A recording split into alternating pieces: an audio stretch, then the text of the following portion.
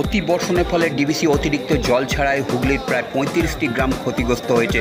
Pursurah, Khanakul ১-২, Arambagh block, Arambagh town, Goghat, Tarakeswar ও জাঙ্গিপাড়ার কিছু অংশ, প্রায় ৫ লক্ষ মানুষ বানভাসী হয়েছে। বন্যা কবলিত এলাকায় আজ পরিদর্শনে আসেন রাজ্যের মুখ্যমন্ত্রী মমতা বন্দ্যোপাধ্যায়। তিনি প্রথমেই পুরসুরা শ্রীরামপুরে আসেন। সেখানে ছিলেন হুগলি জেলা শাসক ও হুগলি জেলা গ্রামীণ পুলিশের অতিরিক্ত পুলিশ সুপার।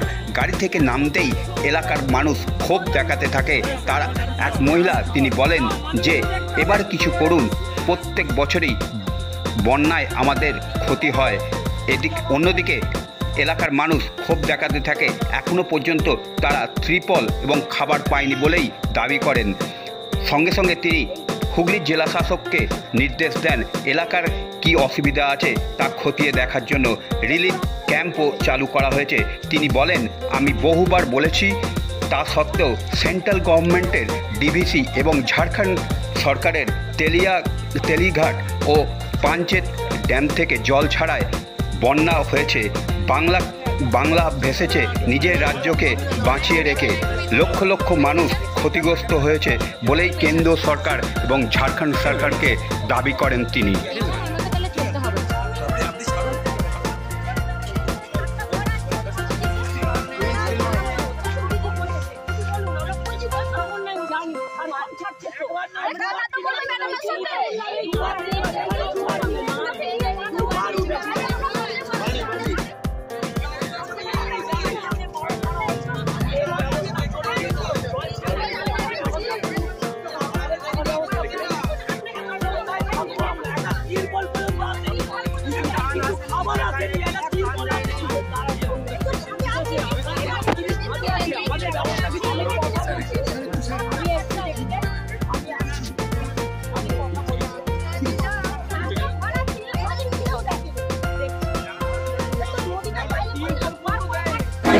এই প্রথম ডেলিভারি আমি বারবার ফোন করেছি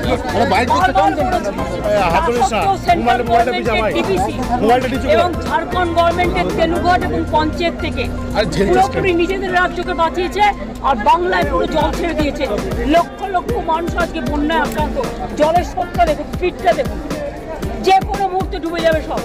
মানুষ রাস্তার উপরে দাঁড়িয়ে আছে দিদি, অনেকেই রিলিফ ক্যাম্প করা হয়েছে। চলো